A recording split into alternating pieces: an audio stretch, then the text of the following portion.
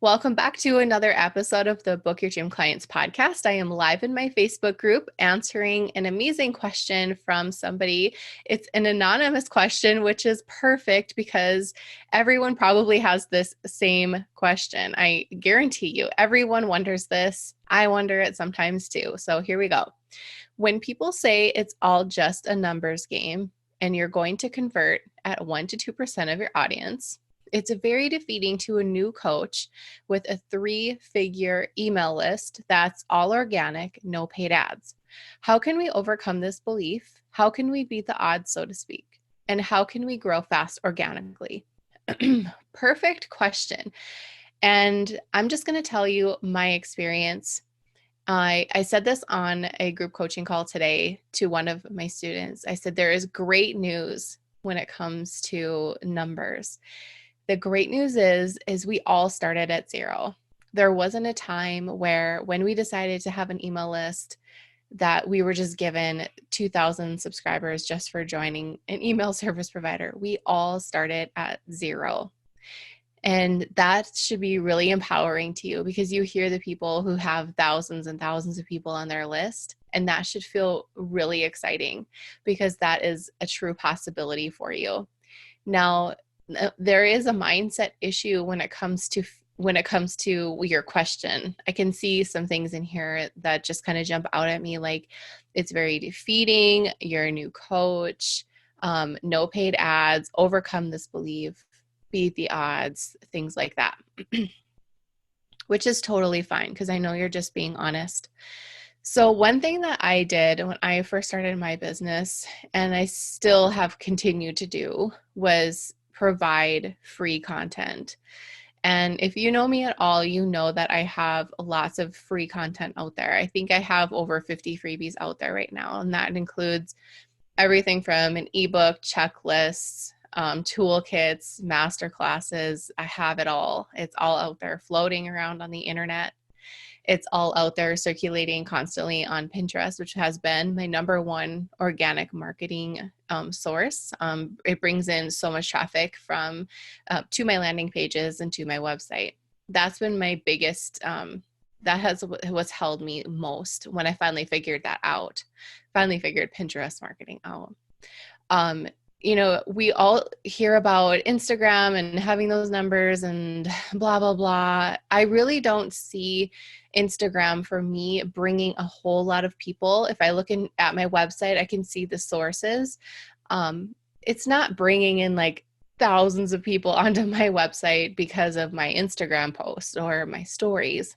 But what does bring traffic to me is having really good titles for my podcast episodes. I have a blog that I used to write in every single week and then every single month. I've just paid really close attention to how I title things, right? Like the SEO. And I think that comes naturally. I never took an SEO course. I never did anything like that. I just really know my people. I really know what they're searching for, and I know the kind of answers that they want, and they want them fast, right? So I'll title my podcast episodes I go into their minds, right? How to do this, because I know that's what they're Googling. That has helped me immensely bring in cold traffic to my website because I've worked really hard I haven't worked really hard. It just has happened that I am good at titling my blog posts and my freebies and my podcast episodes. So I'll get a lot of traffic from Google. Pinterest is owned by Google. And so Pinterest always brings in people too. But I do use a landing page service provider for that. So it's a little bit harder to track. So if you really want to know where your traffic is coming from, so you know that's where you should pay attention, you should put the Google Analytics number on your website, put it on your landing pages. You can Google how to do that. It's not hard at all. That's really important. So creating content is really important. It always will be. And no matter how many times you hear people say, all you need is a few things out there and you're good to go, I really don't believe that that's true. Because when they were just starting, I'm pretty sure that they were putting out all kinds of content. There's a lot of people that I've known from the beginning who aren't putting out what they used to because they did it all before. So, for example, I used to put a new freebie out every single month. Up until last month, I did it for 2 to 3 years. And now I've decided that I'm not going to do that anymore. I have enough out there. I'm just going to concentrate on putting good info into my podcast. And I know that all the other content out there is good. If I have a dose of inspiration that comes to me, then I will make something. But I feel like I have plenty out there right now, and all my energy is going to go towards podcasting. Now, if you don't have a medium for providing free content to your audience, it should be a blog, a podcast, or video. You need to pick one of those. And I think mastering one of them and then deciding if you want to add to it is going to be your next step. If you just have a website, it's going to be really hard to drive traffic and convert them into subscribers because there's nothing there. There's nothing for them to download, right? Just for example, I will share my screen in 1 second. It's funny how sometimes we wonder why things aren't happening when we're not set up for them to happen. Like this morning, I forgot to turn on our dishwasher last night. I always turn it on at night. And when I woke up this morning and I went to go grab my water, I always reach for the clean ones in the dishwasher. And I opened it and I'm like, these aren't clean. And then I was like, well, why didn't the dishwasher clean them? Because I didn't turn it on. And sometimes we wonder, well, why didn't this work? It's because we didn't set it up for it to work. We didn't even give it a chance. And we're like wondering, why isn't this working? Because we're not doing all the things that it takes for it to actually be moving for us.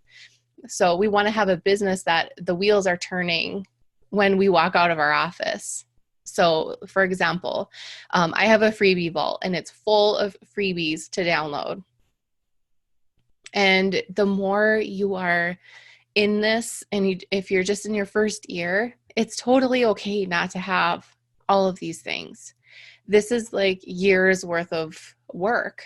But having free content for your people to download, to binge download because they want everything so they can pop in their email address and get on your list.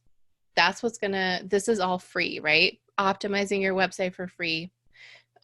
Doing things like having an announcement bar, having buttons and calls to action in your blog posts, in your podcast episodes. Put your work everywhere. Don't think that you're overdoing it, because you are never overdoing it. So, even if you have a podcast episode, for example, you can still put your freebies in there, even if you have guests. Like, put your work everywhere. Everyone deserves to see your work because you have such great work, right? Now, when you talked about, let me go back to your question. It is a numbers game to a point. I think quality is more important than quantity. I've had clients who have launched a group program with 64 people and have had, $3,000 worth of sales come in. Like, it's possible. I remember launching my first program. I think it was $47 and I can't remember how many sales, and my list was super small. I think it was 130 or something like that. I can't remember. So it is possible. The reason why those numbers are intimidating to you is because you're making them intimidating. This should feel really good. This should feel really good to you, because a 3-figure email list, what if you walked into a room and there was 150 people in there, or 200? You would feel really excited about that. So don't discount the number on your list. Keep nurturing them. Ask them what they're looking for. Get to know them, but don't stress out about it. Because remember, we all started somewhere. I've been selling on my list since I had 100 people on my list, and I have thousands on my list now. So it's possible. You don't have to wait until you have 1,000 people on your list to launch a program or to make money. That's not true. I'm proof of that, and there's lots of proof of that. Though that advice is coming from people who are selling list building programs. Really. To be honest, that's what they're selling. They're selling list building programs, and they're putting the fear into you to, you need a big list in order to make money. So buy my list building program. Like, they're saying, you can't do this without me. Well, you can.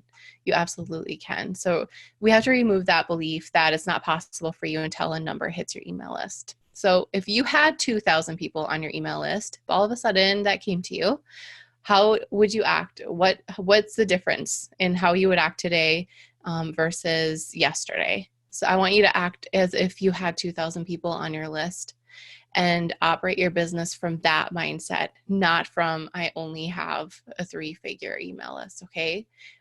What's that goal for 2020? Where do you want your email list to be? Do a good, better, best scenario, and then act as if you are at that best number right now, right? Are you going to sell to your list? Are you holding off selling to them? Are you going to get in touch with them more? Are you going to ask them to come into your Facebook group? Are you going to show them that you're more than just a nurturing sequence? There's so much more we can do with our email lists, and it's all into tapping into how we think we should be communicated to, right? We don't have to go with everyone's templates and because so-and-so does this, I should do this. Treat your list as your friend and talk to them that way. If you have something important to say, send it to them. You know, it's okay to have a 3-figure email list. It's so okay. It's so okay. I hope that helps. I hope that's inspirational for all of you who are just starting their email list. Maybe you haven't started. Maybe it's just kind of stuck in the water. You can get it. You can get it out. You just got to be continuously providing valuable content, and everything will work itself out. And I think patience is always what it comes down to, is having patience in the growth of your business. Don't rush it. We all have different audiences. There's so many different variables when it comes to growing our business and all of the numbers and all of that. So I hope that was helpful. If you guys have any other questions that you would like answered on an Ask Lindsay Live, let me know, pretty please. I would love to answer them for you, and I'll see you soon. Bye.